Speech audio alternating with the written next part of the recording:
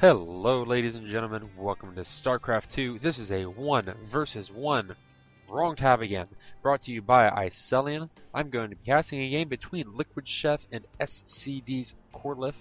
If you'll excuse a brief moment while I just tab there, you didn't see anything. Nope, actually I'm not going to, because Firefox would be silly and get up in the face and ruin all of this. We are just going to go right into the game.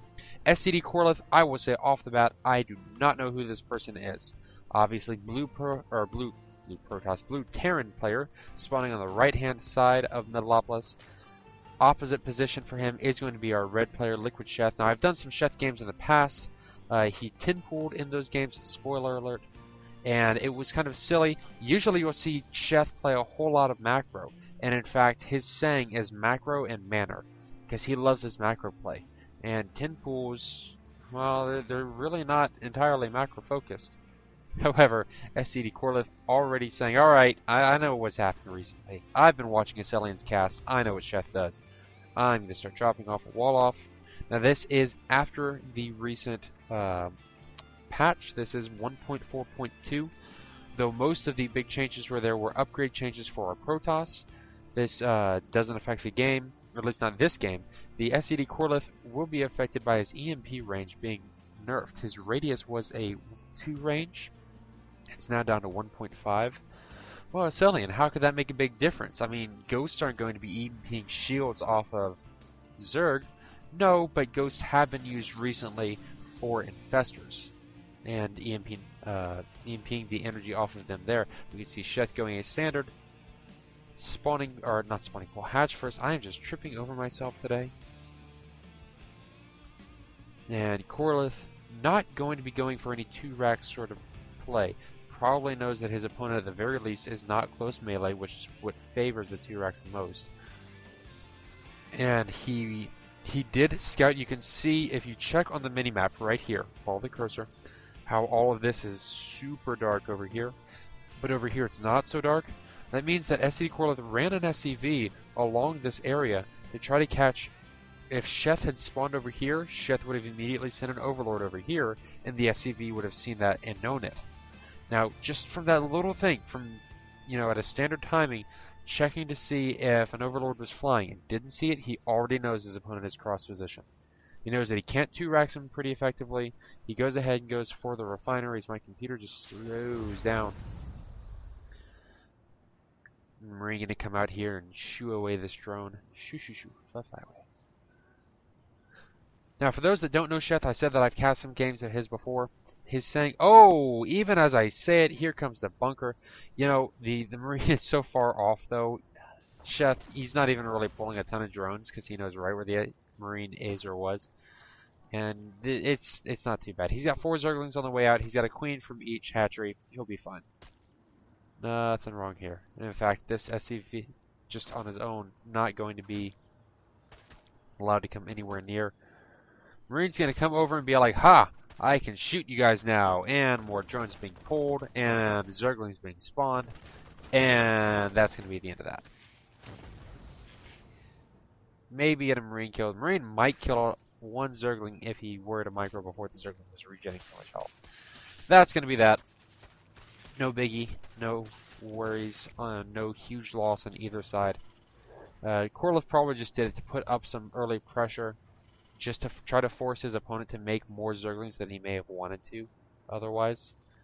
And I think Sheth may have overcompensated a little, but in turn he is going to be able to put up some pressure on his Terran opponent. So Sheth, before I get detracted yet again, Sheth is very mannered, meaning he's very nice. He'll usually speak highly of other people regardless of really who they are. He'll act very nice and friendly towards other players. Ooh, Hellion come out here, going to really repel these Zerglings with ease. A fast factory pushing that 1 Hellion out.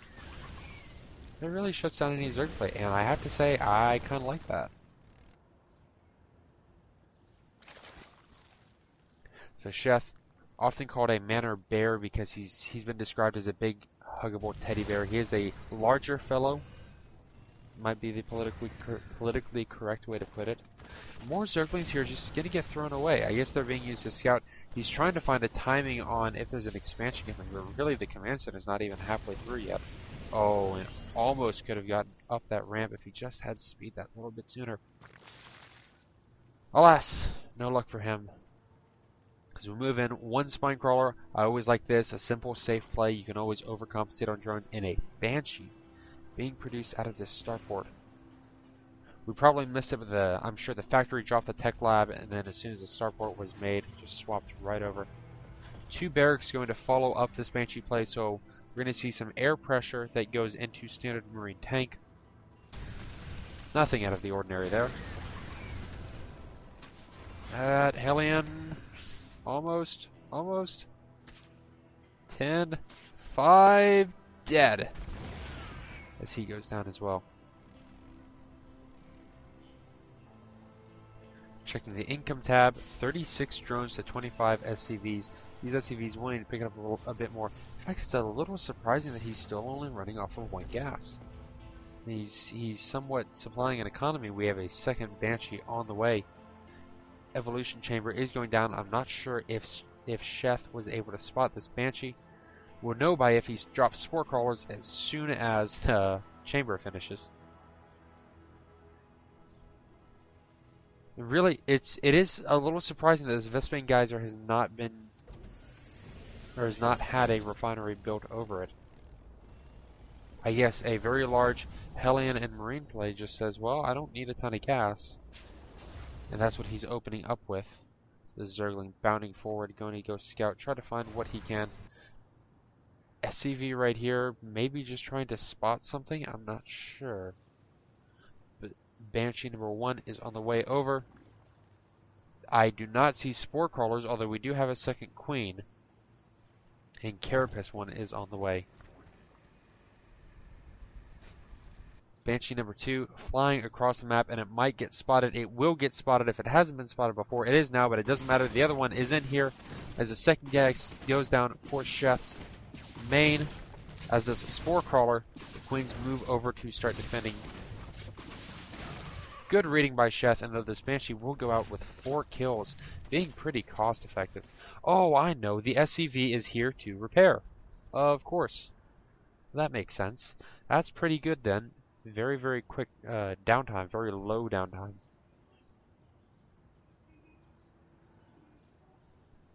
Sheth looking to do a backstab, a counterattack. Unfortunately, he's going to find that there is a bunker, series of Marines, and a few Hellions all here to port this very readily and very quickly. Zerglings move in to try to get this round. They get a great surround on these Hellions. We're going to have to see if the Hellions do go down. They do all but one do manage to go down, but at what cost? A lot of Zerglings did die. Say at least a dozen. And these 2 Banshees, this one, as soon as it comes up, come on, repair a little bit at a time. And a Viking coming over as well.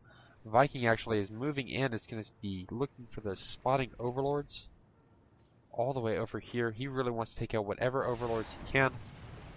Shoot them away and hopefully supply block his opponent as well. Now Sheth going for a standard timing 3rd base drop down. He's got an infestation pit coming as well, and he's got queens waiting at the ready, as well as spore crawlers. This is annoying, however, because you're going to have this Viking really knocking out a fair number of overlords. You see he's already got 1 kill, and as these queen tries to chase down that...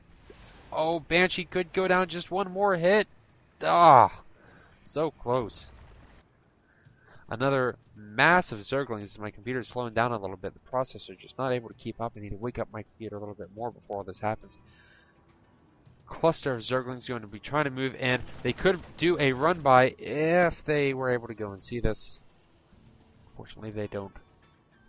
The SCV going to be repairing that Banshee. Moving from one to the next, no doubt.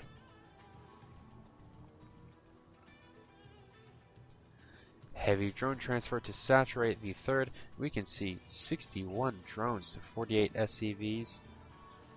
Oh, big push coming in here by Sheth. Taking down the bunker, getting a good surround. knocking out the Zergling, or the Marines, knocking out the Hellions, and he does get the run by, running past all these defenses of this supply depot was not raised in time, trying to get in, do what damage you can, hopefully looking to kill a lot of those SCVs. Oh, they're all just swarming here. Zergling's hungry for some kills.